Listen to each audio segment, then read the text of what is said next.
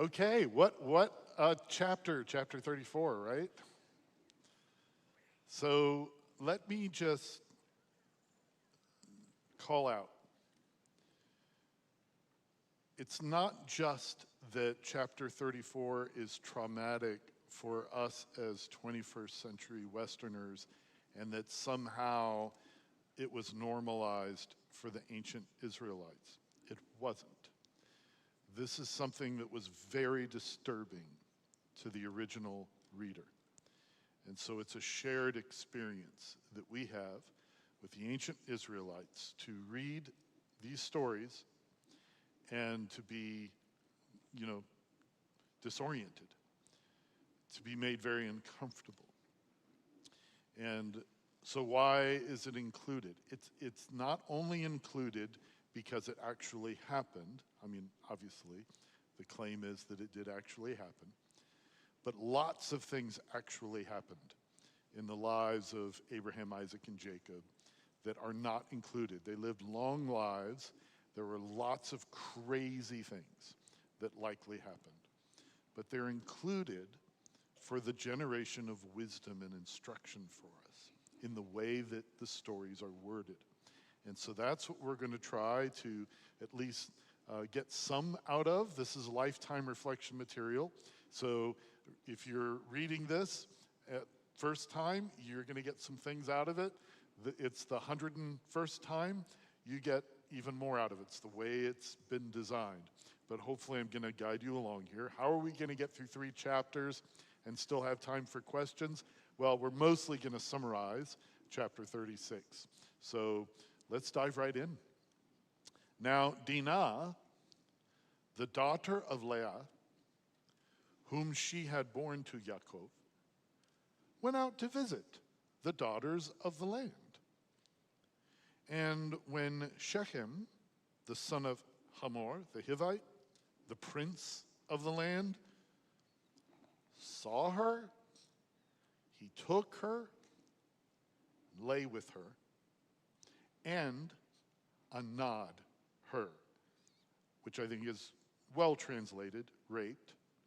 But the word anah means oppressed her. So this is oppressed can mean many things depending on context. It's what Sarai did to Hagar, which caused Hagar to run away back in chapter 16.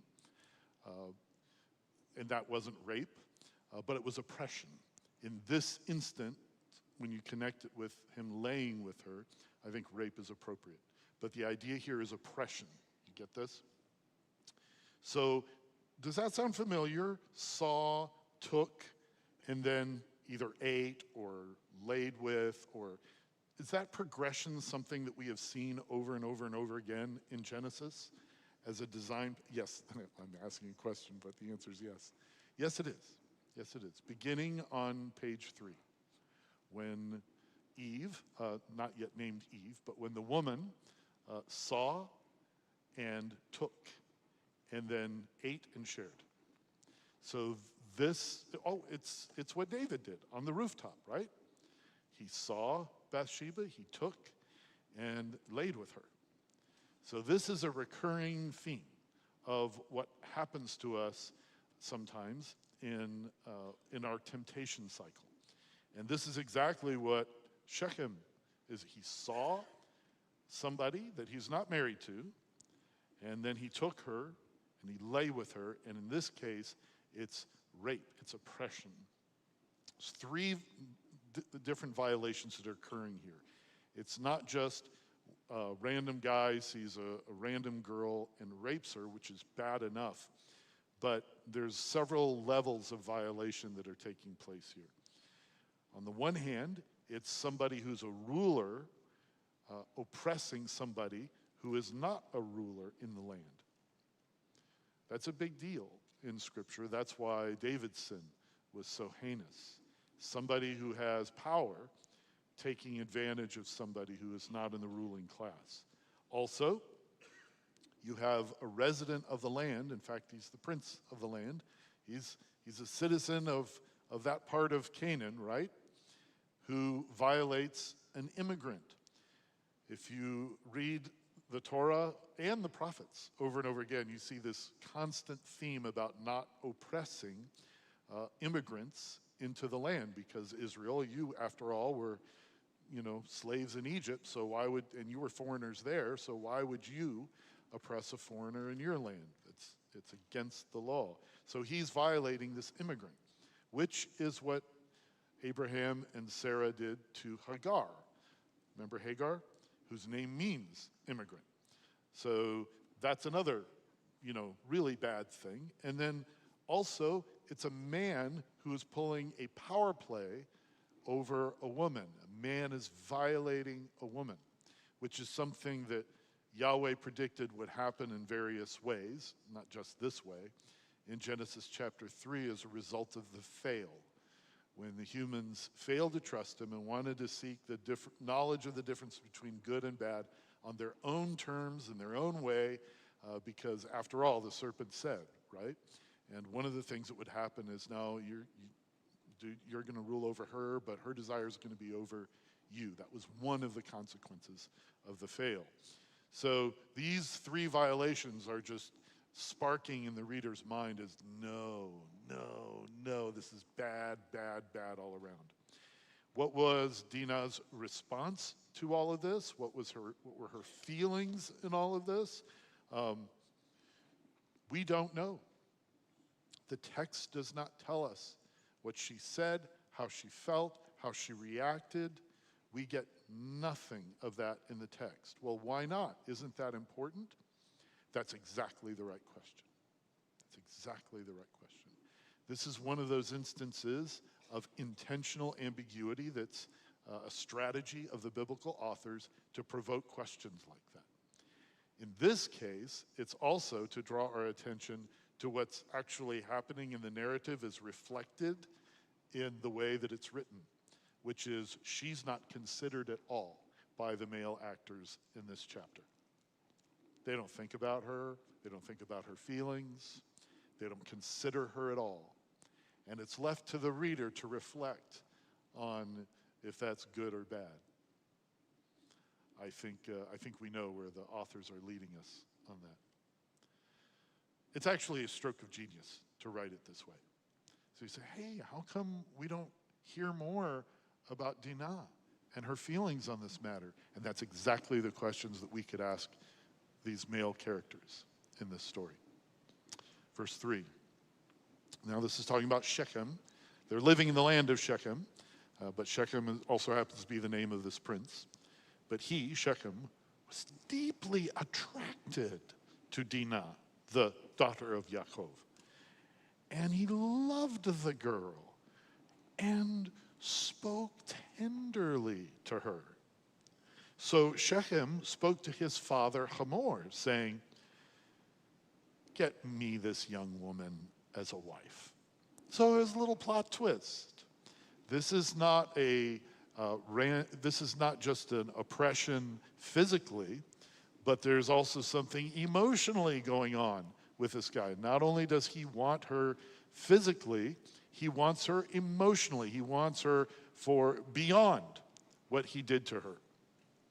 So the reader is left thinking, well, mixed motives.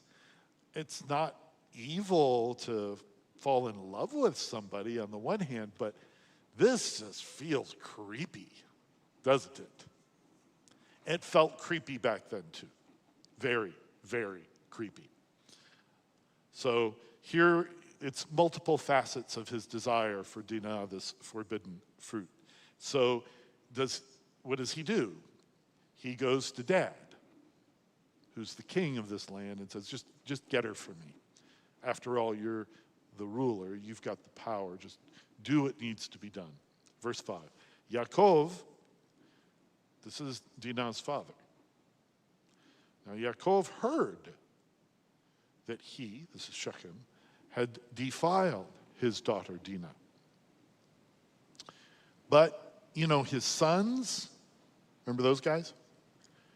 Were with his livestock in the field. So Yaakov said nothing until they came in.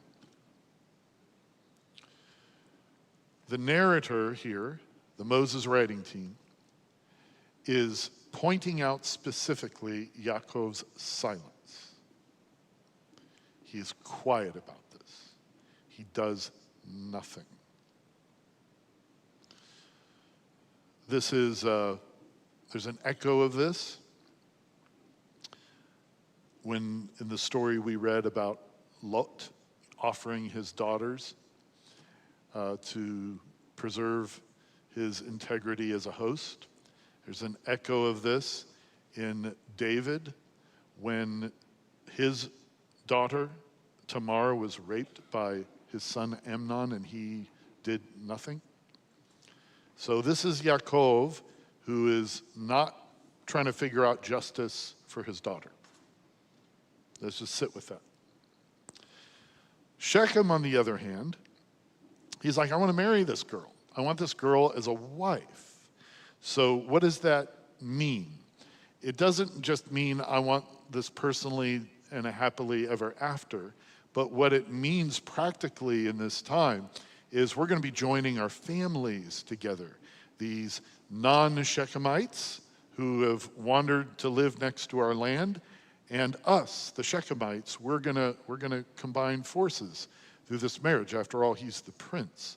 Practically, that's what this works out to. Verse 6, then Hamor, this is the king, the father of Shechem, he went out to Yaakov to speak with him.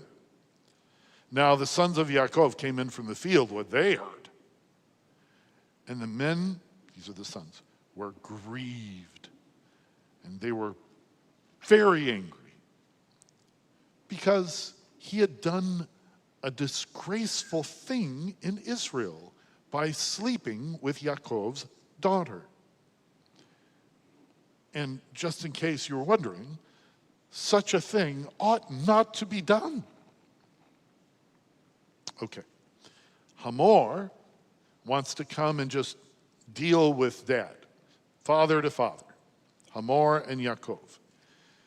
But this is not how it's going to roll, because Dinah's brothers, these are the ancestors of the tribes of Israel, the sons of Jacob, they come in, and they're part of this process. So Hamor, instead of speaking to Yaakov, he's got to direct his attention to the sons. Now, things are going to get messy, as if they weren't already. But the narrator wants to make very clear, and this is unusual in the Bible, in narrative, for the narrator to step in and say, oh, by the way, this is wrong, this is bad.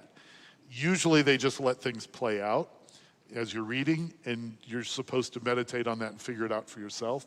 But in this case, because this is going to get so complicated, the narrator wants it to be super clear that Shechem sleeping with, oppressing, and raping Dinah is not something that should ever be done. Okay. But Hamor spoke to them, saying, the soul of my son Shechem longs for your daughter. Please give her to him in marriage. And intermarry with us. Give your daughters to us.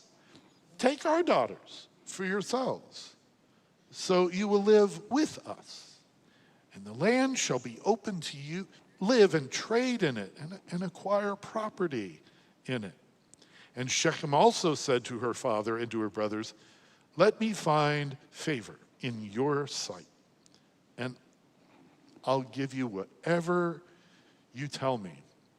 Demand of me ever so much bridal payment and gift. I will give whatever you tell me. Famous last words. But give me the girl in marriage. Notice how transactional this has become.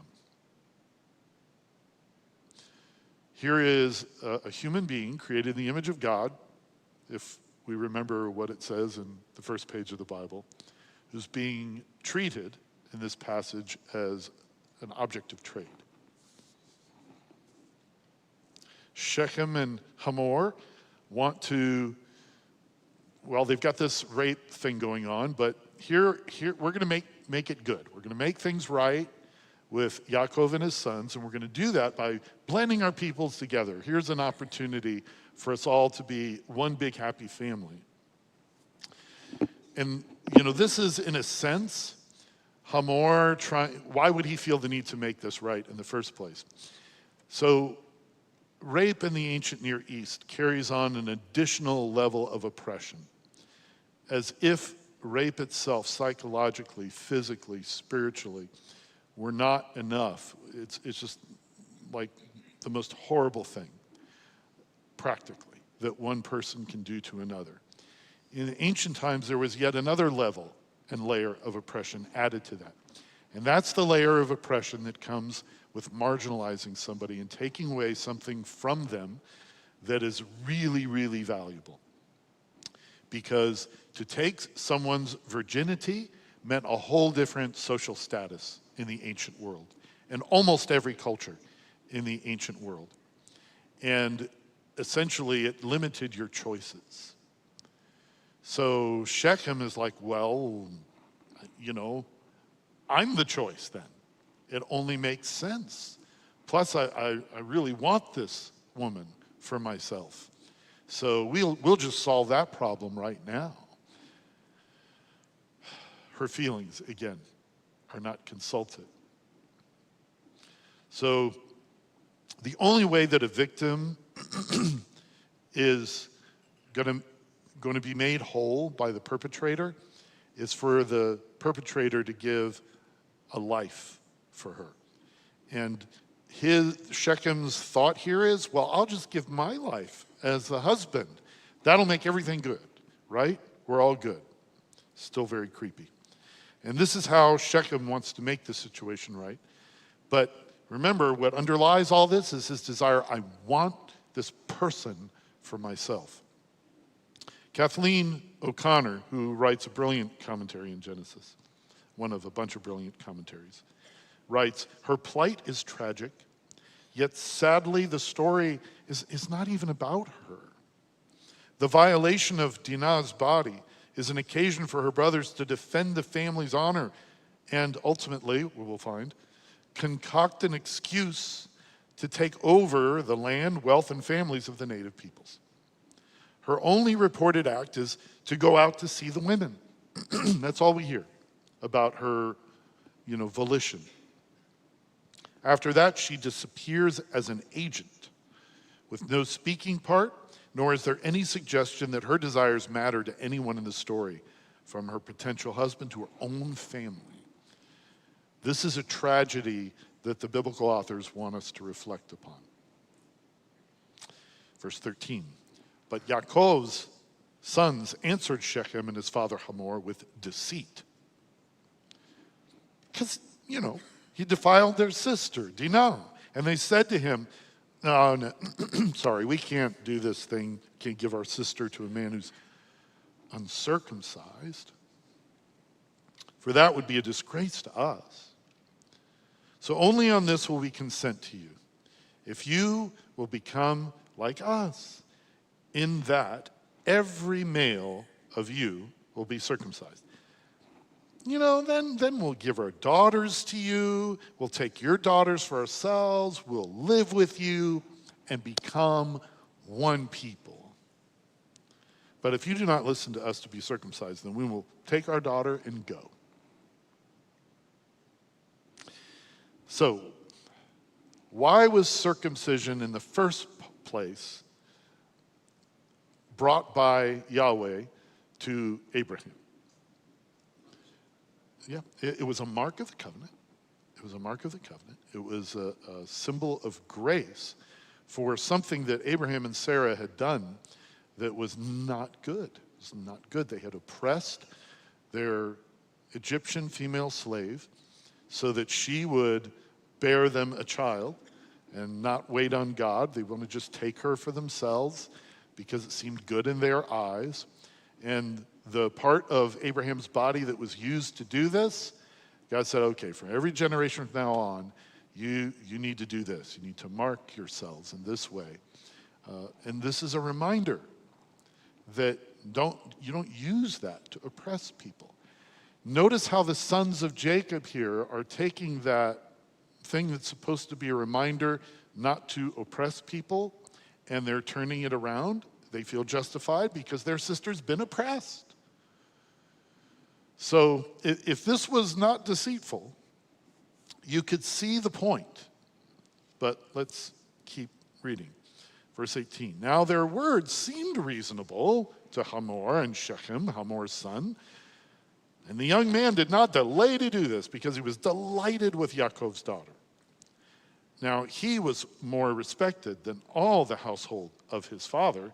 So Hamor and his son Shechem came to the gate of their city and spoke to the people of their city, saying, these men, they're friendly to us.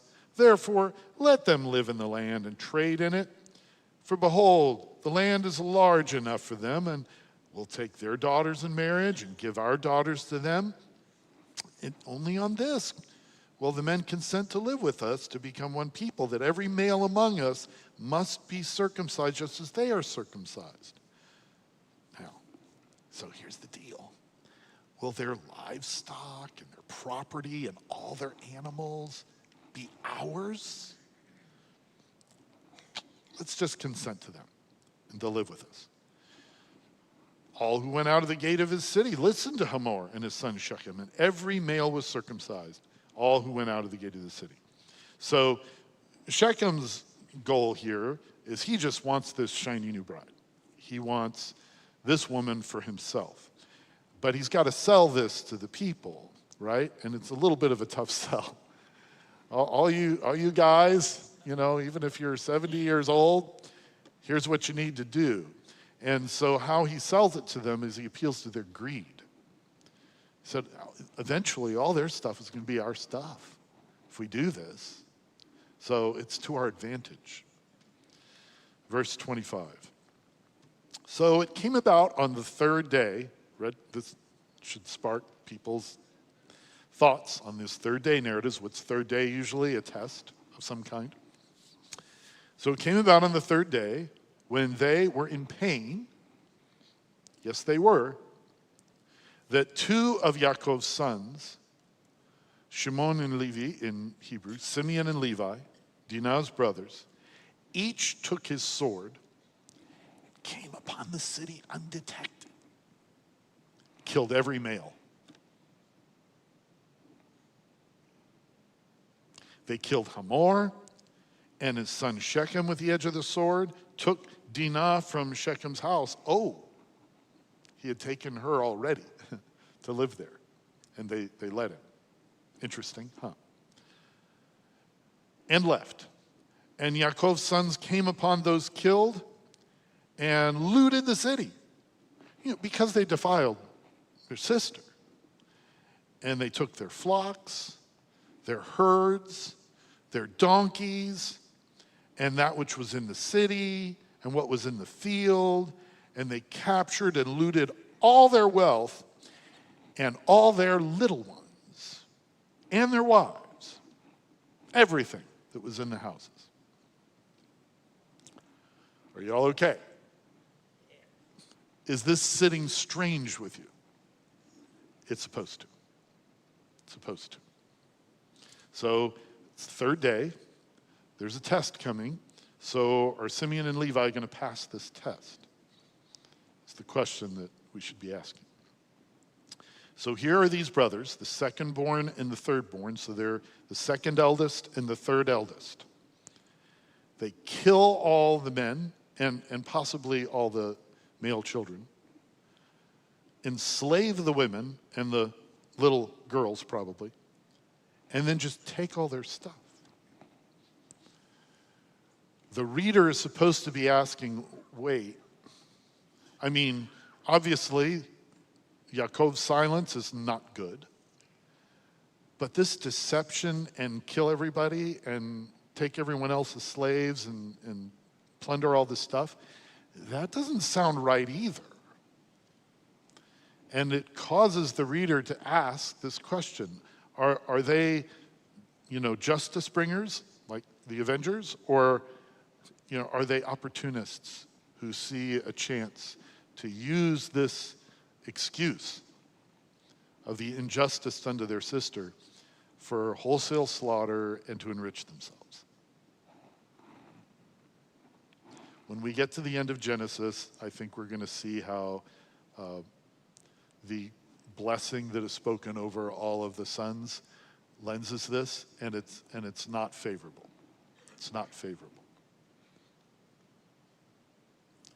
Then, okay, so what's Yaakov going to do, right? Is he going to be the righteous one here? No. Yaakov said to Simeon and Levi, you have brought trouble, so far so good, on me by making me repulsive among the inhabitants of the land, among the Canaanites and the Perizzites. And since my men are few in number, they'll band together against me and attack me. A lot of me's. And I will be destroyed, my household. But they said, should he treat our sister like a prostitute? So Yaakov is rebuking the sons, not because they were cruel and this was way out of proportion and killed a bunch of innocent people that had nothing to do with this, but because they endangered his life.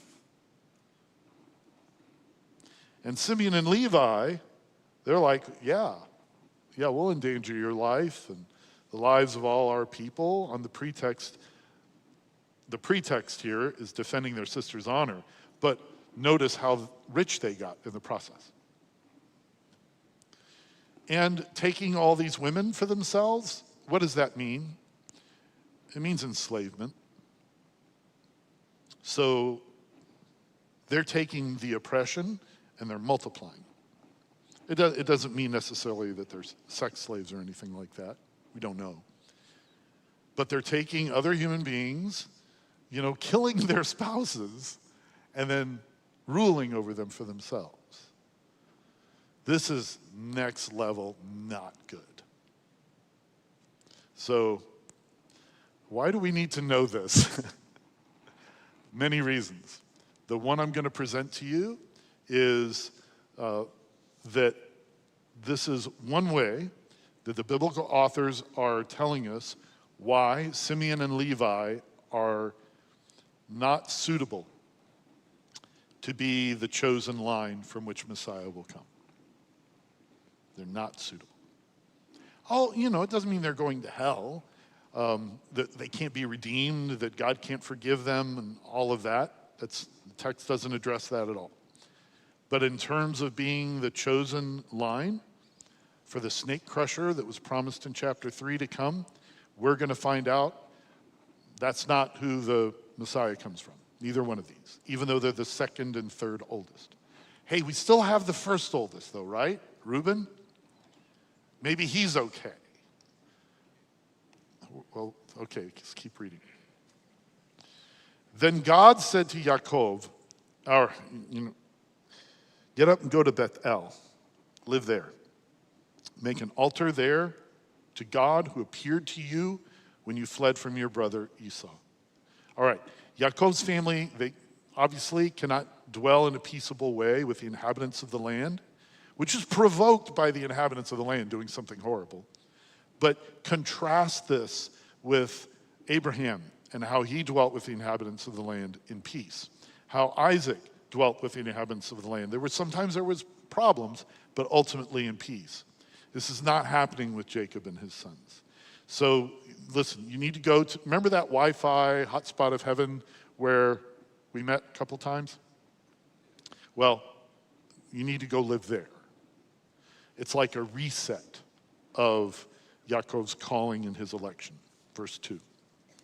So Yaakov said to his household and to all who were with him, okay, remove the foreign gods which are among you and purify yourselves, change your garments, and let's arise and go up to Bethel, and I'll make an altar there to God, who answered me on the day of my distress and has been with me wherever I've gone.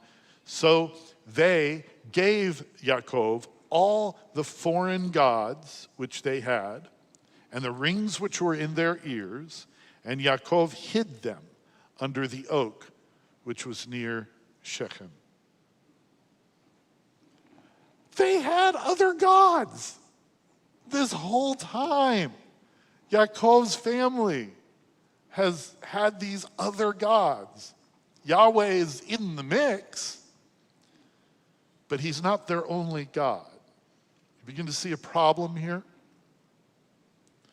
So, the spiritual dysfunction of, this mixed, all these gods in the family is paralleling Israel's, and when I say Israel, I mean Yaakov, who's renamed Israel, and his family's interpersonal dysfunction that they just had among themselves and also with the Shechemites.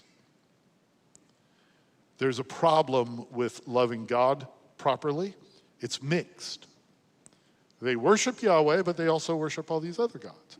And there's a problem with how they're relating to other humans. They want justice for their sister, but then they go kill a bunch of people that aren't even involved. So in ancient times, not that people do this today, but in ancient times, if someone would wrong you, it was expected that to make sure they would never wrong you again, that you would do the same thing to them, but 10 times worse, or 100 times worse. The idea is, you killed my donkey, so I'm going to go in there and kill every animal you have. Or, you know what, you punched me in the face, I'm going to kill your family members. So nobody in your tribe will ever do this to me again. That was the idea, is unequal retribution in order to, bring security. Like I said, that never happens today. But that was the idea. You starting to get the picture of why the law, which says eye for eye, tooth for tooth, was so full of grace and counterintuitive to this culture? It's like, you can't do that. Someone, knocks a tooth out, you can't, remove every tooth in their face. It's not allowed. It's got to be equal justice. And this is about as unequal as it gets. Well, that inability to do right by others is paralleling their inability to do right by God. Verse 5, as they journeyed, there was a great terror upon the cities which were around them, and they didn't pursue the sons of Yaakov. They just killed a whole, group of people here. So Yaakov came to Luz, that's the other name for Bethel, which is in the land of Canaan, he and all the people who were with him, and he built an altar there and called the place El Bethel, God of the house of God, because there God had revealed himself to him when he fled from his brother. So here the abandoning of foreign gods and the journey through the promised land, it's foreshadowing something that y'all will read in Exodus someday, going through the wilderness to eventually the conquest of Canaan. And Bethel is kind of taking the placeholder spot that Sinai takes in the Exodus story. It's really cool. Verse 8, now Deborah, Rivkah's nurse, died, and she was buried below Bethel under the oak, and it was named Alon Bakut. So this is as much as we get about Rivkah and her death. It's not even really about her death. The nurse is kind of like this image of this whole deception stuff that's been happening in Yaakov's story. The deception in Yaakov and his deceptions in his life are winding down at this point. They're winding down. Not so much with the kids, but with himself. Just like the gods were left in Shechem, his life of deception is being buried by a tree in the house of God. Verse 9. Then God appeared to Yaakov again when he came from Padan Aram, and he blessed him. God said to him, your name is Yaakov. You shall no longer be called Yaakov. Israel, Yisrael, shall be your name. So he called him Yisrael. Have we been here before? When did Yaakov first get called this? After that wrestling match with the man. And now we have it happening again. It's the voice of God. So it's a renaming. It's a confirmation of what we've already read a couple of chapters ago. So the idea is, yep, you've still been deceiving, you and your family, but enough. I, supernaturally, voice of God, am going to affirm the name that you were given after that wrestling match that we had. I call you a struggler with God. You're still struggling with God. So the man of chapter 32 and the voice of God himself in chapter 34 do one and the same thing. They both, are they two or are they one? This is like a debate that was raging in Jesus' day. It was the two powers debate. There's these figures that keep showing up that are God, but seem to be somehow distinct from Yahweh, but God. And the way that the biblical authors talk about God is as if they're two, but they're also one. And it's very strange. What does that mean? And in the New Testament, I think we get further clarification on this. Yes, two, and actually we learn three and one. The Trinity was not made up by Constantine. It wasn't. It's been present since page 1 of the Bible. Okay, verse 11. God also said to him, I am El Shaddai. Be fruitful and multiply, and a nation and a multitude of nations shall come from you, and kings shall come from you. And the land which I gave to Abraham and Isaac, I will give to you, and I will give the land to your descendants after you. End quote. So, you notice what's missing here?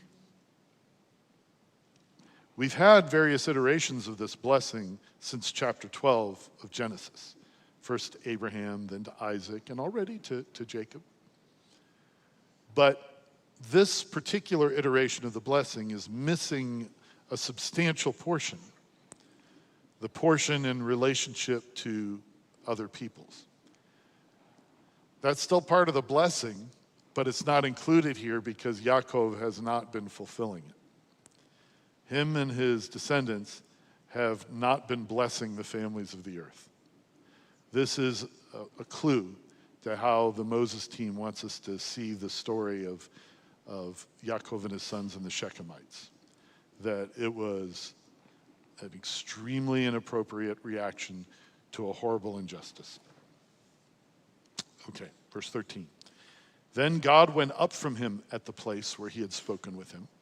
So Yaakov set up a memorial stone in the place where he had spoken with him, a memorial of stone, and he poured out a drink offering on it.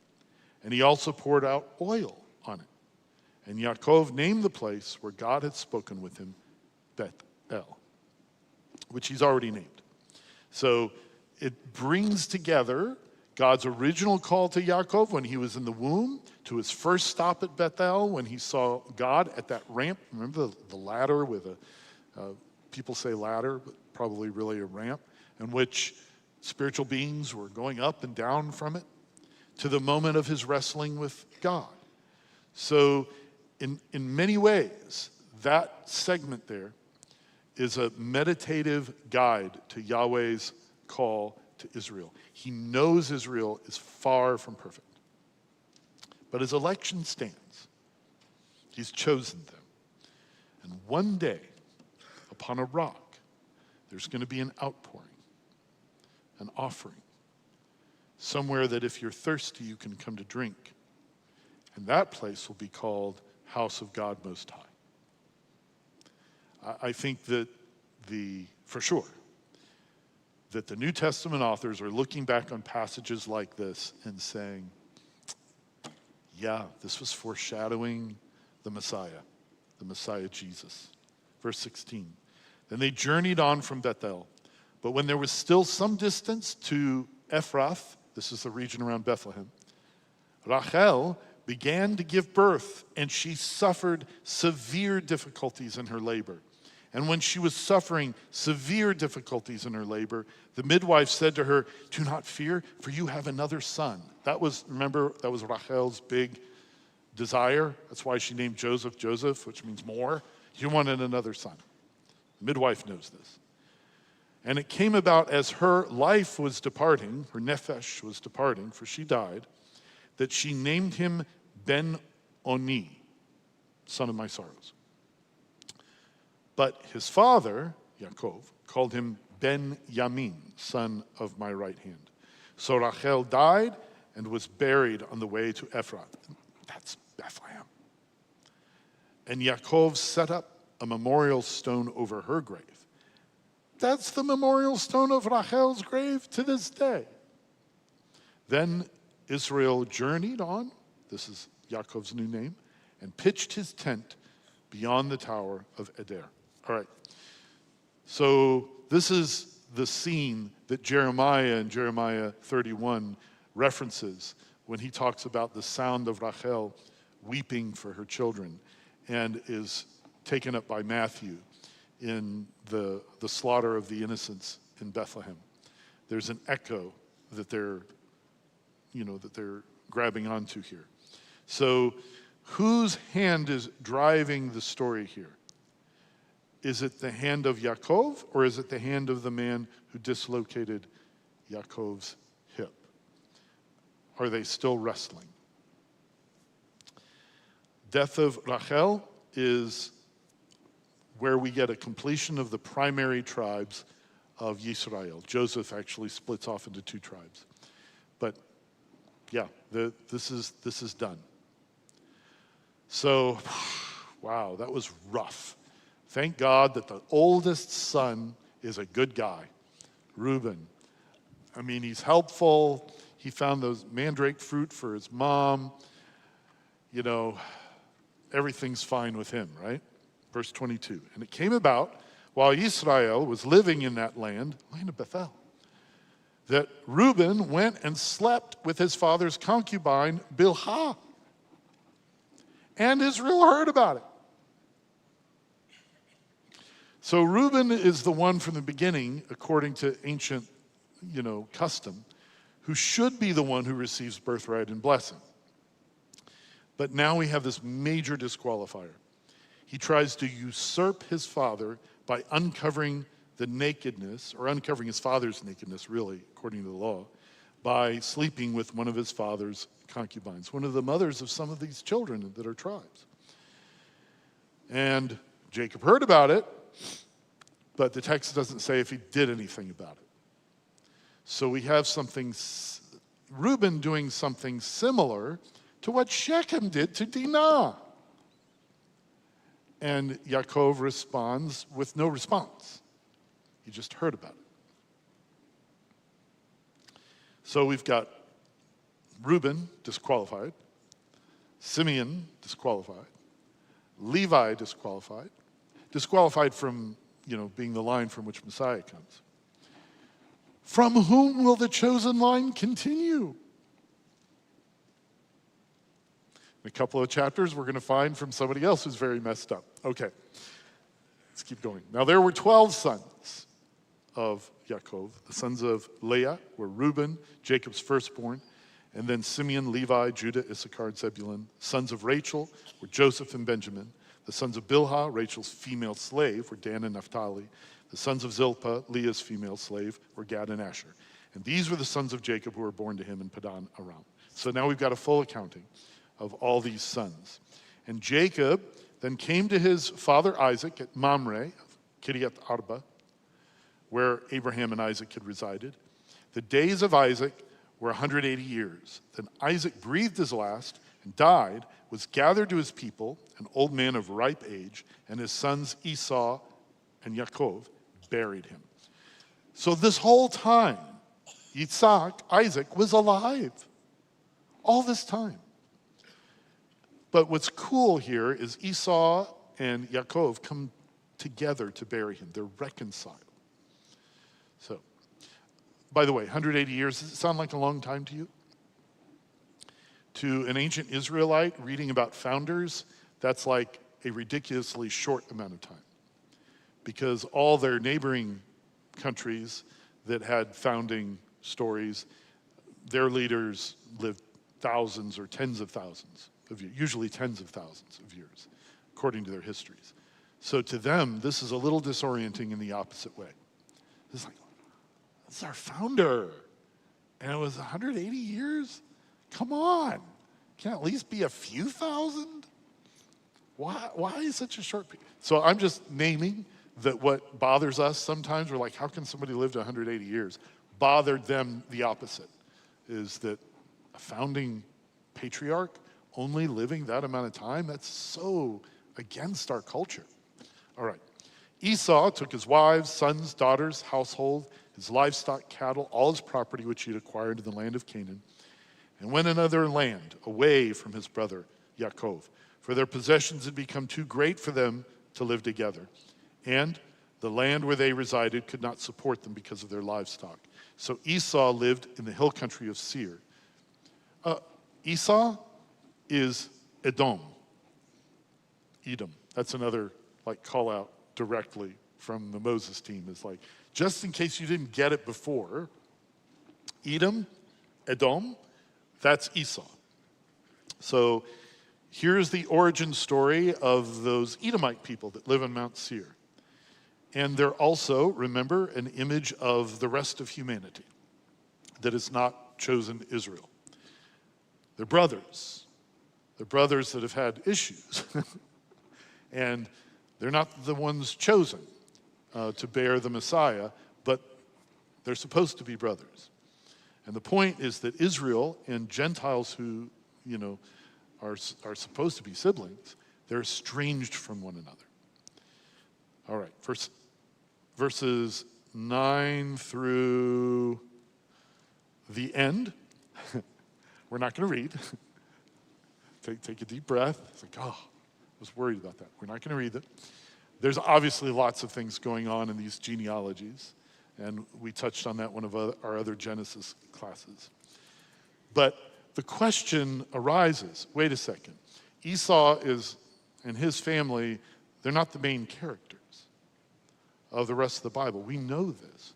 So why go through all this detail on his descendants? Why? Why bother? And the answer is that the non-chosen are, even if the story of Israel is not following that line, is important to Elohim, to Yahweh, to God. The non-chosen is very important to God. How do we know? Do we need more proof? Well, starting next week, we're going to begin a story that is dominated by a non-chosen son. Son who is not the one from whom Messiah comes.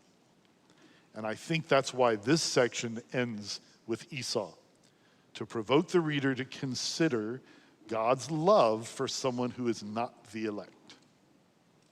And it doesn't mean that God has forgotten about them. But there's more to this story than just what's going on with this non-chosen son. There's some major twists that are easy to miss, but I don't want you to miss.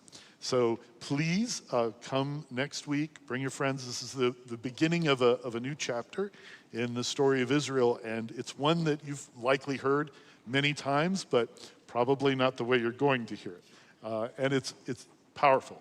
It's powerful and it's inspiring. So I want to take the next few minutes, if we happen to have any questions, either from tonight or the last couple of weeks. I know we haven't had time to get to questions yet. And just so y'all know, especially if you're new, I don't claim to be able to answer all the questions. All I'm willing to do is respond to the questions. And if that works out to an answer, that's great. But it takes the pressure off me. So Centella, have we any questions?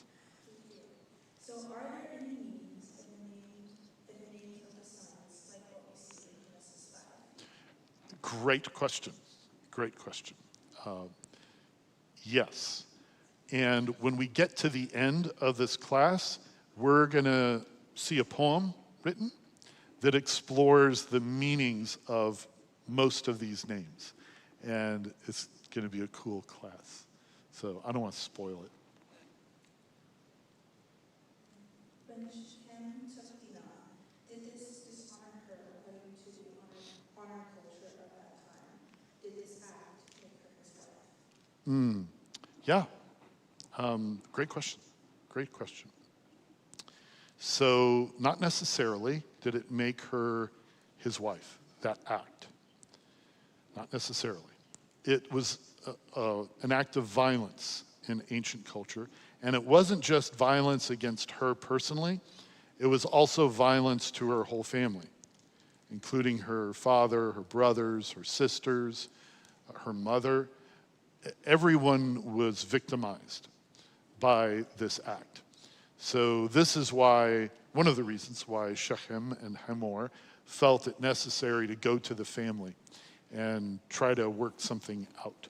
So just by doing that, there is a tacit recognition that what they'd done was violence, not only to her, but to the whole family. That's how it would have been seen. And then this is from one of the past weeks. Was the spiritual being that Jacob wrestled with really Yahweh or an angel? Great question. You see how over thousands of years scholars have wrestled with that? Thousands of years. Yeah, I know. You caught the pun, right? Thank you. Yeah, great question. Was it Yahweh himself or just an angel?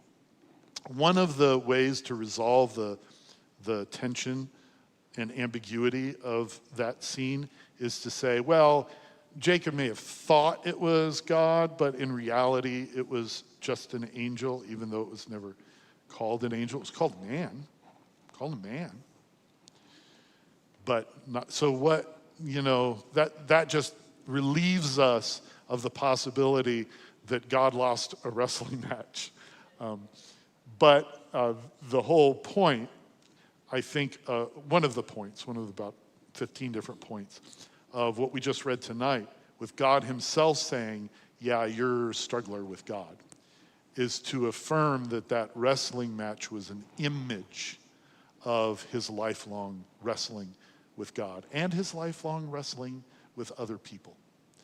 So the biblical authors are leaving it kind of open and ambiguous. Why do they do that? To draw our attention to the text, so we'll debate it, so that hopefully in the process of trying to figure it out, which we never will, in the process of that, we will get something, preferably wisdom from the text. Things like, where did Cain get his wife? These are intentional ambiguities. Not for us to just come up with a pat response. We can do that. There's people that have done it because it satisfies us. But to wrestle with the text, to seek nutrition from the text, to meditate on it day and night. Okay, maybe one more. Aren't we all Jacob?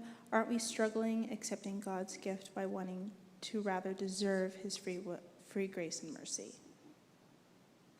Gold star. Yeah, one of the big points of the story of Israel is that Jacob himself is fighting and scrapping and deceiving and wrestling to get something for himself that God has freely given as an undeserved gift. And it seems silly, doesn't it? And yet look at what we do. Here we're offered eternal life, forgiveness, entrance into God's family, freely as a gift, and we're like, no, it doesn't seem right. I have to work for this. I have to make my way. I have to succeed. I need to strive. And then hopefully at the end of the day, when God weighs the scales, I'll be seen as good enough. And I think the message of all the Bible is, yeah, you're not good enough. You never will be. That's the point. That's why this is a gift. giving it to you. And now if you let me work in you, I'll turn you into this good works machine who just produces love and joy and peace, all the fruit of the Spirit. I'll flow that through you. You really will be a member of my family, and people will know it. But let me give you this gift first.